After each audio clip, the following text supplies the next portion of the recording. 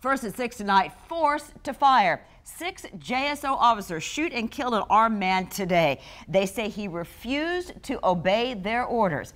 Good evening, I'm Jeannie Blaylock. And I'm Anthony Austin. So this is the Jacksonville Sheriff's Office first officer-involved shooting this year.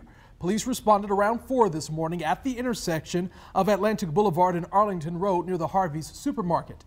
Now, JSO says that armed man refused to get out of his truck, prompting a standoff. So officers used tasers, but then they say they were forced to fire multiple rounds after the suspect reached for a weapon.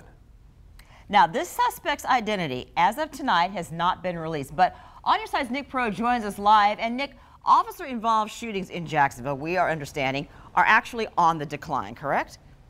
Well, Jeannie, that is correct. You're looking at a 10-year time frame here, going back 2007, 2008, 2009, and a handful that has since been nearly cut in half here. We're going to look at those numbers here shortly, but I talked to a community advocate who's been in this area since the 60s, and he says he's relieved, actually. This is the first time we're talking about an officer-involved shooting in March of 2019. Before these last 3 or 4 years, man, we were dying every day. And like every week, once or twice a day, we were getting shot down. For the better part of the 80s and 90s, Levy Wilcox kept track of shootings and newspaper articles as part of the Southern Christian Leadership Conference.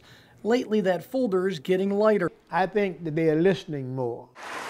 Following Tuesday's officer-involved shooting, Wilcox, the group's president, believes they, police officers, are stepping back from pulling their firearms first. Numbers backed up by our media partner, the Florida Times-Union. Let's flash back 10 years ago. There were 62 officer-involved shootings, 32 of them fatal, 2007, 2008, 2009. In the last 3 years, 23 were shot, 15 were fatal. He did wrong. He's held accountable. Wilcox believes JSO's crackdown within their own department, 8 arrests in 2018, 10 the year before, is making officers hesitate in a good way. But now they've learned that they've got people in their system that don't mind sending them out the door. And they've shown that they are willing to lock their own up. Wilcox also believes the decision last November to outfit the department with body cameras has likely been another deterrent. They've got to guard against that camera, and then they've got to guard against also other kind of little foolish things that they do that will put them out the door. These kinds of things can make you think twice.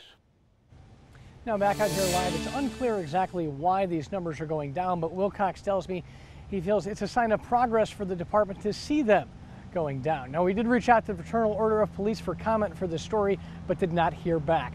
We're outside JSO tonight. Nick Perot, First Coast News, on your side.